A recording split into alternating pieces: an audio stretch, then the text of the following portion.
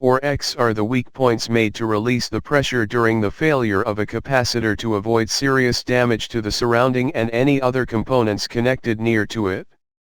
If you find a bulging top of the capacitor, it is the electrolytic discharge, black, white, orange color, which depends on the electrolytic material, i.e. the capacitor releases a gas pressure during failure and breaker the top vent of the capacitor.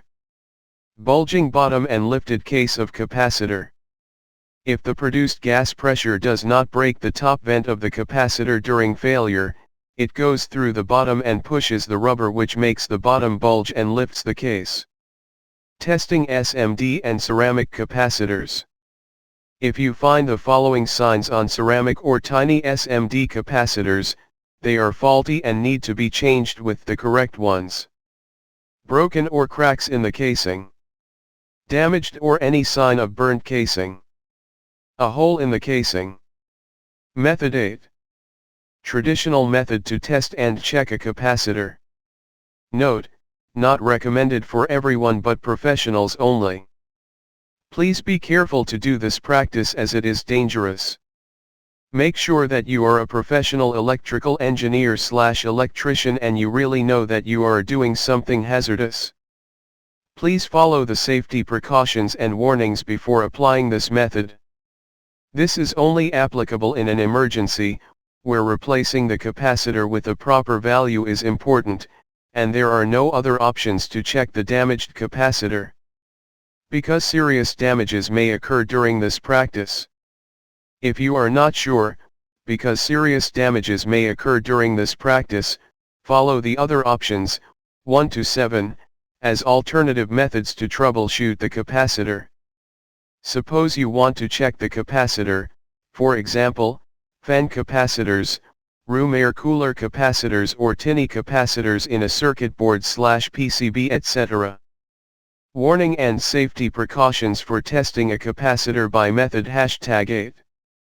For proper safety, use a 12 to 24 V DC source in case of both polar and non-polar capacitors with a 1 k ohms 10 k ohms, 550 W resistor. The resistor should be connected in series with battery and capacitor positive terminals. This way, it will reduce the excessive current while charging the capacitor. In case of absence of DC source, like batteries, the high-rated capacitors, i.e. fan capacitors rated for 3.5 F, 120, 230 or 400 V, you may use 120-230 VAC, but you have to connect a series of resistors, say 1 k ohms 10 k ohms, 550 watts, to connect between capacitor and 230 VAC supply. This way, it will reduce the charging and discharging current. Here is the step-by-step tutorial on how you may check a capacitor by this method. Disconnect the suspected capacitor from the power supply or make sure at least one lead of the capacitor is disconnected from the PCB board. Make sure that the capacitor is fully discharged. Connect two separate leads to the capacitor terminals. Optional. Now safely connect these leads to 24 VDC or 230 VAC supply for a very short period, about 1 to 4 seconds, or for a short time where the voltage rises to 63.2% of the source voltage. Remove safety leads from the 24 VDC/230 VAC supply.